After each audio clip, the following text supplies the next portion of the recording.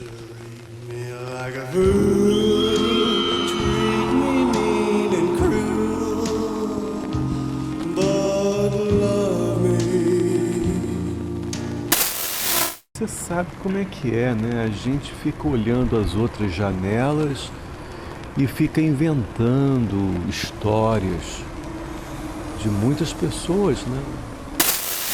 Mas o pior é que tem gente que prefere acreditar. Cala a boca, não te perguntei nada. Sai daí, não, rapaz, tem gente que prefere acreditar em certas fuleiragens. Bom, o canal é novo, né? Então seria normal pegar e ficar fazendo propaganda para se inscrever e tal, curtir.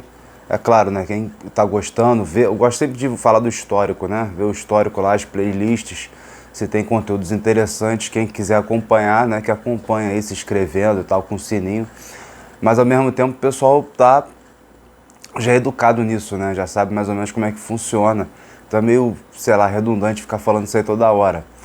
Mas o objetivo, né, como eu digo aqui, de começar a falar, né, de gravar vídeo, é para mudar um pouco, né? Eu fiquei já um bom tempo escrevendo texto, tem a história, né, dos textos. Então, e até por isso mesmo que eu vou fazer esse vídeo daqui, né? Esse vídeo já sobre a guerra, que era um assunto que eu nem queria comentar, nem queria falar. Mas eu vou falar porque quando eu comecei a escrever na internet, né, tempo atrás. Não vou de novo fazer o histórico, né, o que aconteceu, o que era e tal, mas um texto importante foi um texto sobre a guerra, né, foi de 2016, de junho ou julho de 2016, que eu falei sobre a guerra que se aproxima.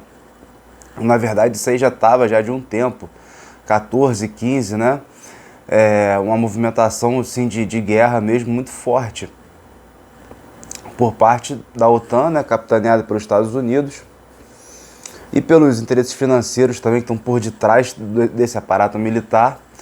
Já estava muito forte esse interesse, essa vontade de fazer uma guerra de grande proporção, né? É o que o pessoal chamava na época de doutrina utópica da OTAN, achando que com um ataque só, total, eles poderiam aniquilar a Rússia. Que remonta toda aquela história da geopolítica, da criação da geopolítica como cadeira científica, e até inclusive anterior a isso, né, se cria essa cadeira porque já tinha essa política já atuante desde o século XIX, que era de não permitir a integração euroasiática. Então a ideia vindo da Guerra Fria era de um ataque total. Esse pessoal, né, que é muito louco, né, inclusive a Hillary Clinton em 2016 teve um debate forte a respeito disso. Ela queria criar uma zona de exclusão aérea na Síria. Isso significaria que nenhum avião que não fosse da OTAN poderia sobrevoar, né, o espaço aéreo sírio, mas também nenhum avião que não fosse da OTAN poderia estar aterrissado. Então, no caso, a OTAN teria que abater os aviões russos que estavam ajudando o Assad na guerra lá contra o Estado Islâmico. Ou seja, seria uma forma de provocar uma guerra com os russos. Isso mudou, né, drasticamente em 2018, quando primeiro a Rússia ganha a guerra na Síria, né, depois ela anuncia a nova classe de armas que eles têm. Então, eu nem sei se estão colocando em prática, colocando para valer esse arsenal nessa guerra com a Ucrânia.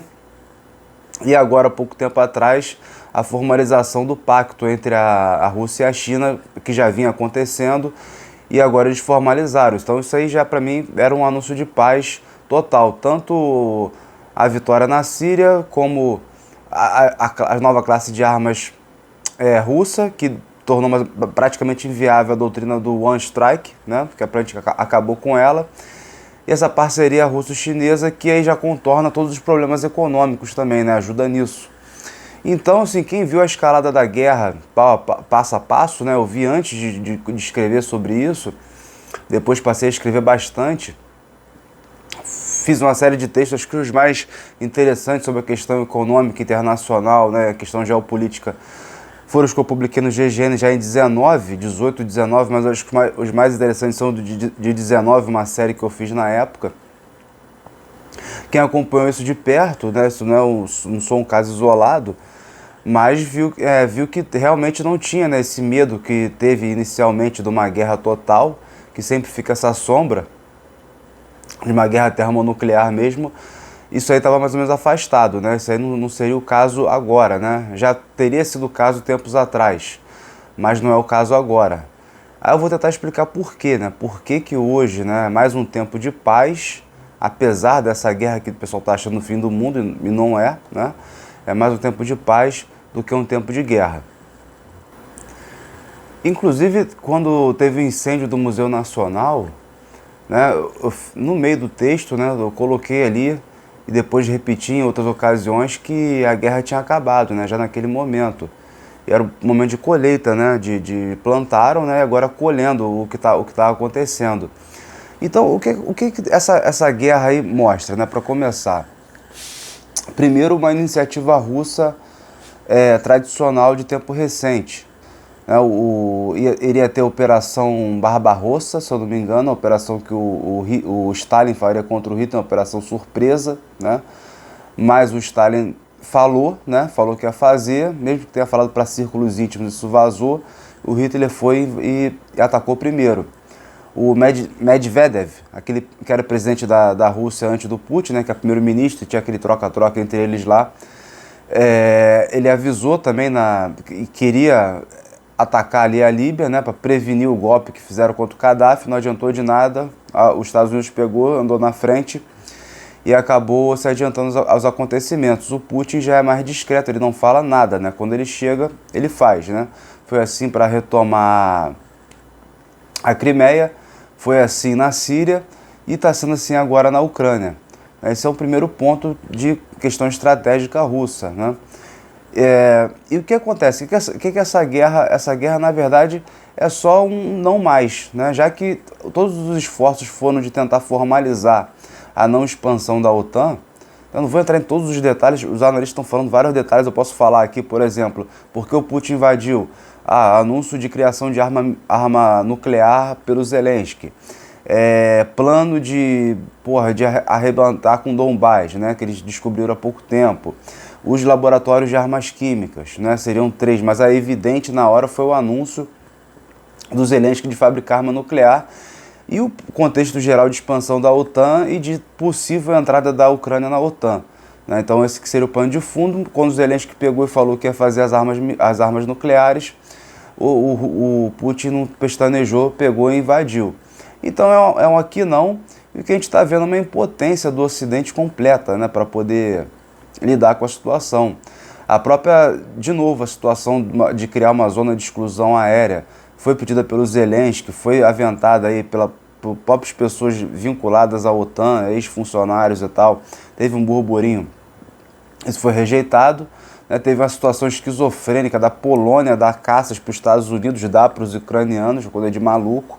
Né? Os americanos também negaram isso, porque senão teriam, né, um confronto direto da OTAN com a Rússia.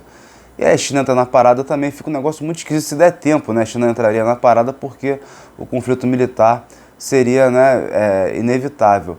Mas o que a gente está assistindo é o fim, né, é o fim mesmo do poder militar americano ou da OTAN, do Ocidente, do Atlântico Norte, que correspondeu àquele anúncio, por isso que eu coloquei esses 2 pontos, né, esse anúncio das novas armas do Putin, e o fim do poderio econômico, né, que está também, vamos dizer, traduzida na parceria russo-chinesa.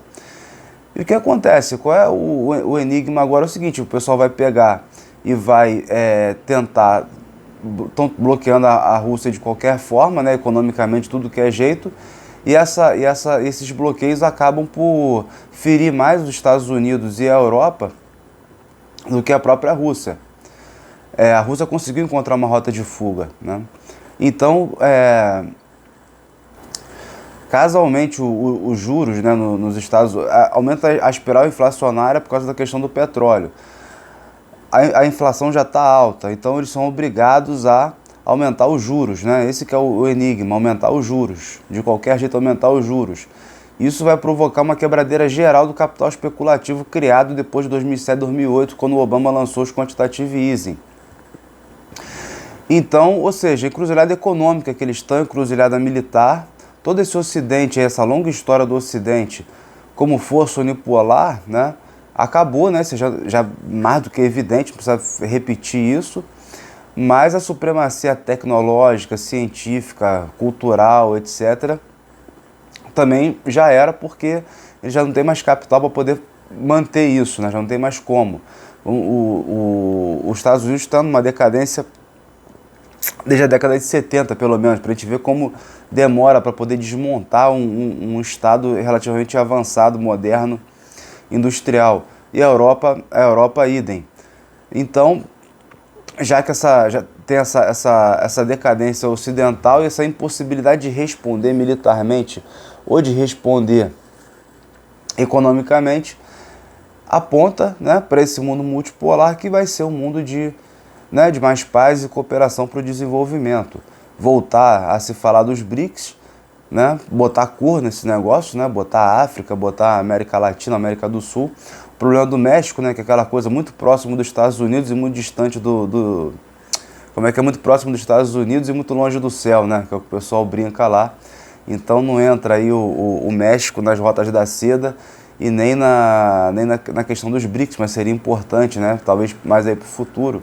Então o desenho, né, já diante da impotência completa do Ocidente, o desenho que está se formando agora, que está mais claro, impossível, né, que essa guerra está deixando super claro, né, não é de um possível acidente nuclear, termonuclear, enfim, sempre existem esses riscos, mas é mais da criação desse mundo multipolar, que isso é uma coisa. Tinha a questão da Guerra Fria, né, que se tinha um modelo contra modelo, né, em que medida o bem-estar social europeu foi uma resposta à União Soviética, né, a proteção social criada pela União Soviética, em que medida também se manteve no Brasil determinados traços nacionalistas durante a ditadura militar, determinado desenvolvimentismo, para poder também não chegar aqui num caos institucional que seria uma má propaganda para o modelo americano, para o modelo capitalista, esse modelo dual, né, do pós-guerra. Depois você tem um modelo unipolar,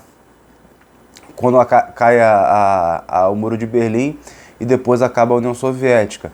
Então você vai ter esse modelo multipolar, que é inédito, né, na história da humanidade, e o mais importante é a predominância do desenvolvimento da economia física, né? O trem, né, que seria o trem do Rio para o Peru, né, passando por várias partes do Brasil, com saída no norte também, no Maranhão, se eu não me engano, que era o trem, parou por aí em 2014. Né, todas essas guerras híbridas irregulares do Obama acontecem depois do anúncio do Xi Jinping das novas rotas da seda, assim como o Obama reativou a quarta frota depois da descoberta do pré-sal no Brasil.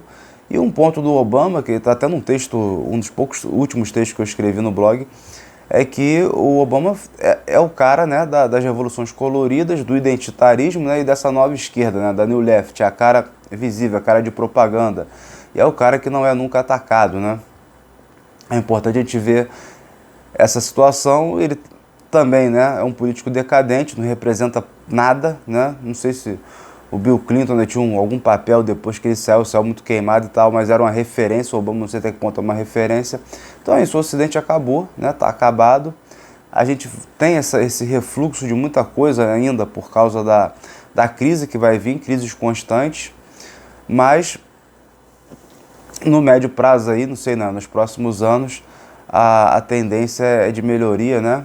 Não de uma guerra nuclear, não da vitória, de novo, né, uma vitória qualquer por propaganda, ou de fato, né, uma vitória qualquer do Atlântico Norte, da Europa e Estados Unidos, e essa perspectiva de desenvolvimento do que eram antigamente os BRICS.